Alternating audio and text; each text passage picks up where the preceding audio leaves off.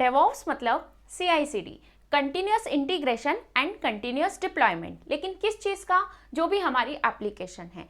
ये सब जो हम कंटिन्यूस इंटीग्रेशन और डिप्लॉयमेंट कर रहे हैं, ये किसके साथ कर रहे हैं हम? ये बहुत सारे टूल्स की हेल्प से कर रहे हैं। और जो हमारे टूल्स हैं वो अल्टीमेटली हैं क्या? सॉफ्टवेयर्स। अब इन्हीं सॉफ्टवेयर को जब हम रन करते हैं तो बहुत सारी प्रोसेसेस क्रिएट हो जाती हैं, और जब ये प्रोसेसेस रन होती हैं तो हमारे सिस्टम में, हमारे सर्वर में बहुत सारे रिसोर्सेज को यूज़ करती है। For example memory, CPU, RAM. तो अब हम देखेंगे कि जो भी हमारे टूल्स हैं या जो सॉफ्टवेयर्स हैं उनको हम यहाँ पर क्या बोल रहे हैं? पैकेजेस। अब उन सॉफ्टवेयर्स को इंस्टॉल करना, अनइंस्टॉल करना, कॉन्फ़िगर करना, मैनेज करना, अपडेट करना, ये सब कहलाएगा हमारा पैकेज मैनेजमेंट। और इन्हीं के साथ में प्रोसेसेस जो अभी हमने बात करी, सर्विसेज अभी हम बात करेंगे, और साथ में जो भी रिसोर्सेज हैं जैसे मेमोरी एंड CPU, ये सारे मैनेजमेंट भी उन सब चीज़ों में लगते हैं। ये सब जानना हमको इसलिए ज़रूरी है क्योंकि सारी चीज़ें हमारी चल रही है लिनक्स सर्वर्स पर। जो भी टूल्स हैं वो भी इंस्टॉल एंड कॉन्फ़िगर हो रहे हैं सर्वर पर, और वो टूल्स अपना काम कर रहे हैं, लेकिन टूल्स को मैनेज करना, कॉन्फ़िगर करना, वो तो हमको ही करना पड़ेगा। साथ में इन केस अगर कोई प्रोसेस डाउन है, कोई सर्वर डाउन है, कोई एप्लीकेशन रिचेबल नहीं हो रही है, या कोई नेटवर्क इशू आ रहा है, तो इन सब चीज़ों में कहीं ना कहीं हमको देखना होगा कि कौन सी प्रोसेस अप है, नहीं है, क्या इशू आ रहा है, कहीं पे कहीं मेमोरी क्रैश हो रही है, ज़्यादा CPU हाइक्स आ रहे हैं, तो इस तरह के कुछ अलर्ट्स आते हैं। तो ये सारी चीज़ें भी इन्हीं सब चीज़ों से रिलेटेड है। तो आज है हमारा सीरीज 3 का डे 9। अगर आप फ्रेशर हैं, डेवॉप्स और IT में इंटरेस्टेड हैं, डेवॉप्स की प्रिपरेशन कर रहे हैं, तो आप बिल्कुल सही जगह पर आए हैं। चलिए शुरू करते हैं। बहुत इंपॉर्टेंट है, ध्यान से सुनना। जैसे कि हमने पहले सीरीज़ में, प्रीवियस सीरीज़ में डिस्कस किया था कैसे क्लाइंट सर्वर मॉडल होता है, किस तरह से वो डिप्लॉय करते हैं, तो यहाँ पर ये देखने वाली बात है, और ये सब आपको प्रिपेयर करेगा कि किस तरह से डेवॉप्स में टूल्स का यूज़ हो रहा है। तो ध्यान देंगे कि ये हैं हम, मतलब हम हैं क्लाइंट, हम अपने ब्राउज़र से इंटरनेट कनेक्ट कर और किसी भी एप्लीकेशन को यूज़ कर पा रहे हैं, है ना। लेकिन उसके बिहाइंड द सीन क्या हो रहा है? तो पहले क्या होता था, हम एज अ सिस्टम एडमिन, जैसे हम हैं, ठीक है, तो हमारे पास रिक्वेस्ट आती थी कि हमको ये वाली एप्लीकेशन लाइव करना है। तो उसके लिए क्या होता था, देखेंगे जैसे ये हमारे पास एक लिनक्स सर्वर है, ये दूसरा है, ये तीसरा है, ठीक है। इसमें हम पहले क्या करते थे कि ये जो लिनक्स सर्वर है इसमें हम एक DB सर्वर बनाते थे, फिर ये दूसरे में हम लोग ऐप सर्वर बनाया हमने, जिसमें हम एप्लीकेशन कोड को लाइव करेंगे।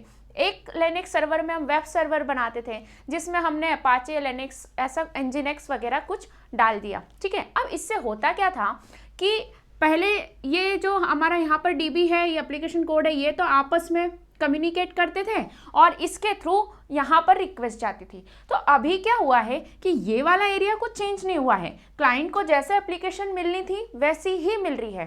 चेंज कहाँ पर हुआ है? इस वाले में।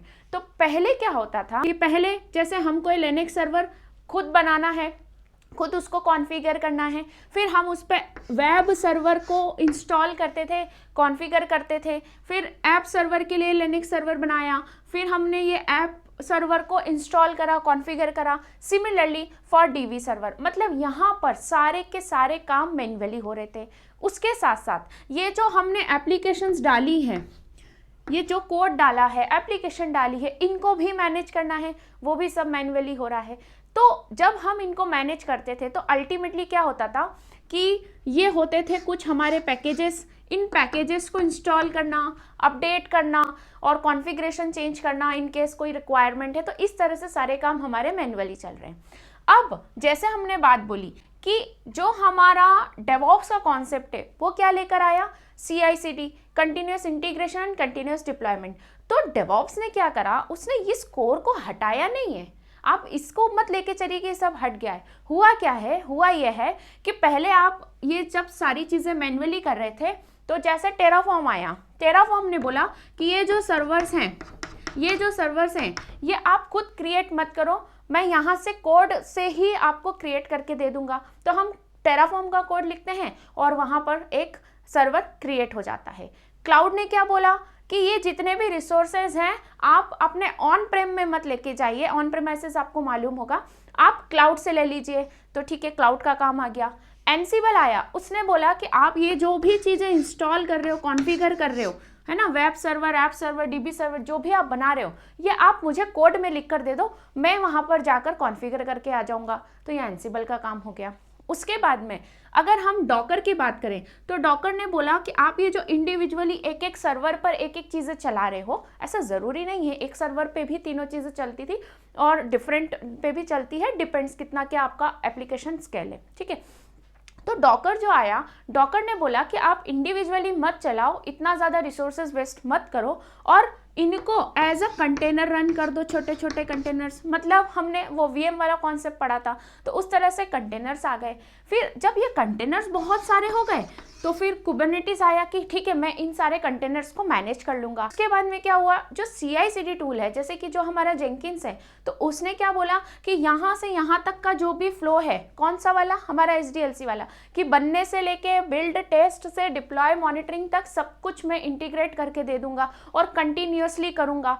तो ये हो गया हमारा CI/CD। तो यहाँ पर बताने वाली बात यह है कि कोर आपका यही है, लेकिन डेवऑप्स ने क्या करा, इसी फ्लो को बहुत अच्छी तरीके से ऑटोमेट कर दिया। यहाँ पर मेरा बोलने का मतलब यह है कि देखो, पहले हमारे ये पैकेजेस होते थे, हम इनको मैनेज कर रहे थे, अभी भी हम इनको मैनेज करेंगे, लेकिन साथ में हमारे पास जितने भी CI/CD या जो भी डिफरेंट टूल्स हैं, अभी हमने नाम लिए, वो भी तो पैकेज हैं, उनका भी तो कॉन्फ़िगरेशन है, उनको भी तो अपग्रेड करना है। तो यही सारी चीज़ें कहलाएंगी हमारी पैकेज मैनेजमेंट।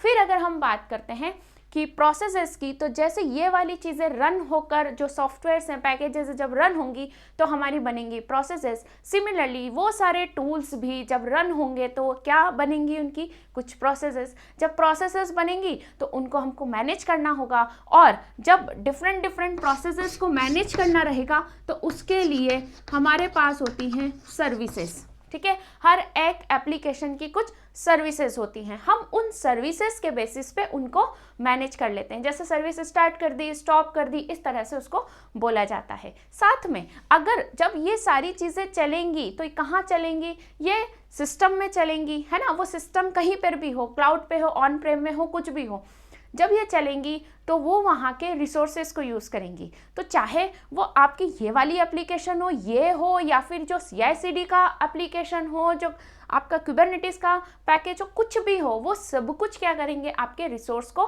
कंज्यूम करेंगे। तो वहाँ पर आएगा आपका रिसोर्स मैनेजमेंट, जिसमें हम क्या देखेंगे, प्रोसेस और मेमोरी मैनेजमेंट। तो इस तरह की चीज़ें हम लोग डील करेंगे। तो अब हम बढ़ते हैं कि एक्चुअल में पैकेज मैनेजमेंट में क्या क्या होगा और प्रोसेस मैनेजमेंट, मेमोरी मैनेजमेंट में क्या क्या होगा। तो चलिए आगे बढ़ते हैं। अब हम बात करेंगे पैकेज मैनेजमेंट के बारे में। तो देखें, पैकेज अभी हमने जो डिस्कस किया वो क्या है, एक तरह का सॉफ्टवेयर या फिर टूल। अब उसको हमको क्या करना है, मैनेज। इसीलिए हमारे पास होगा एक पैकेज मैनेजर। इसका काम क्या है, इसका काम यह है कि अगर हम हैं और हम क्या कर रहे हैं, इसको कमांड दे रहे हैं, किसको, पैकेज मैनेजर को, और इसको बोल रहे हैं कि पर्टिकुलरली ये वाला पैकेज आप इंस्टॉल करके ला दो, ठीक है। तो अब ये क्या करेगा, देखें, फॉर एग्जांपल अगर हमको कोई कुछ काम बोल रहा है, अगर हमको बोला गया है कि किसी तरह का ग्रॉसरी आइटम लेना है तो हम जाएंगे ग्रॉसरी मार्केट में, अगर हमको कपड़े लेना है तो हम जाएंगे कपड़े मार्केट में, या फिर अगर हमको कोई डेयरी प्रोडक्ट लेना है तो हम जाएंगे डेयरी प्रोडक्ट में। मतलब हम वहाँ पर जाएंगे जहाँ पर वो चीज़ अवेलेबल है। इसी तरह से जब इसको कोई पैकेज हमने बोला कि ये वाला पैकेज हमको ला कर दो, तो ये जाएगा एक रेपो के पास। रेपो क्या होगी, जहाँ पर इसके सारे पैकेजेस अवेलेबल होंगे। जैसे हमारे पास गूगल प्ले स्टोर होता है या एंड्रॉयड का कुछ स्टोर होता है, विंडोज़ का स्टोर होता है, वहाँ से हम लोग क्या कर रहे हैं, उसके डिफरेंट सॉफ्टवेयर्स इंस्टॉल कर रहे हैं। सिमिलरली लिनक्स में क्या होता है कि एक पैकेज मैनेजर होता है, वो पैकेज मैनेजर अपने रेपो के पास जाता है और वो रेपो से हमको डिफरेंट पैकेजेस ला कर देता है। इसको थोड़ा सा और हम ध्यान से समझेंगे तो ये है हमारा पैकेज मैनेजर। अब ये क्या होगा, एक्चुअल में ये होगा कि फॉर एग्जाम्पल हमारे पास अगर उबुंटू है तो हम चलाएंगे APT, अगर हमारे पास सेंटोस वगैरह है तो हम चलाएंगे यम। इस तरह से डिफरेंट पैकेज मैनेजर होते हैं डिफरेंट डिस्ट्रीब्यूशंस के लिए। डिस्ट्रीब्यूशंस का आइडिया आपको होगा। तो इस तरह से यहाँ पर काफ़ी सारे आपको डिफरेंट पैकेज मैनेजर देखने को मिलेंगे। ये डिपेंड करेगा कि आप किस डिस्ट्रीब्यूशन पे काम कर रहे हैं, उस हिसाब से आप इनको यूज़ कर सकते हैं। बट करेंगे क्या ये लोग, ये जाएंगे इनके रेपो के पास में। रेपो मतलब आप समझ गए, एक तरह का जैसा हमारा एक स्टोर होता है, सिमिलरली यहाँ पर रेपोजिटरी रेपो होती है। इस रेपो के पास में इसके क्या होते हैं, कुछ पैकेजेस होते हैं। इस पैकेजेस से रिलेटेड इसकी कोई भी डिपेंडेंसीज हुई, क्योंकि क्या होता है सॉफ्टवेयर में काफ़ी सारी डिपेंडेंसीज होती हैं, और इस पैकेज का कोई मेटा डेटा होगा। Meta data in the sense उस चीज़ से रिलेटेड उसका डेटा, उसको बोलते हैं हम मेटा डेटा। तो ये सारी चीज़ें इस रेपो के पास होगी। ये पैकेज मैनेजर रेपो में से जो भी हम रिक्वेस्ट करेंगे वो सारे पैकेज हमको ला कर देगा। फॉर एग्जाम्पल अगर हम APT की बात करें और हमको Nginx इंस्टॉल करना है, तो हम क्या बोलेंगे, APT इंस्टॉल Nginx, ठीक है। अगर हम यम यूज़ कर रहे हैं तो हम बोलेंगे यम इंस्टॉल Nginx। तो मतलब क्या कर रहे हैं हम, ये पैकेज मैनेजर का यूज़ कर रहे हैं, ये उसको बोल रहे हैं कि इंस्टॉल करना है और कौन सा पैकेज इंस्टॉल करना है। इस तरह की डिफरेंट कमांड्स हमको देखने को मिलेंगी। इसी तरह से रिमूव हो सकता है, सर्च हो सकता है, लिस्ट हो सकता है, जो भी हमको रिक्वायरमेंट है वो हम इस पैकेज मैनेजर की हेल्प से करेंगे। तो ये सारी चीज़ें अभी हम लैब में भी देखेंगे।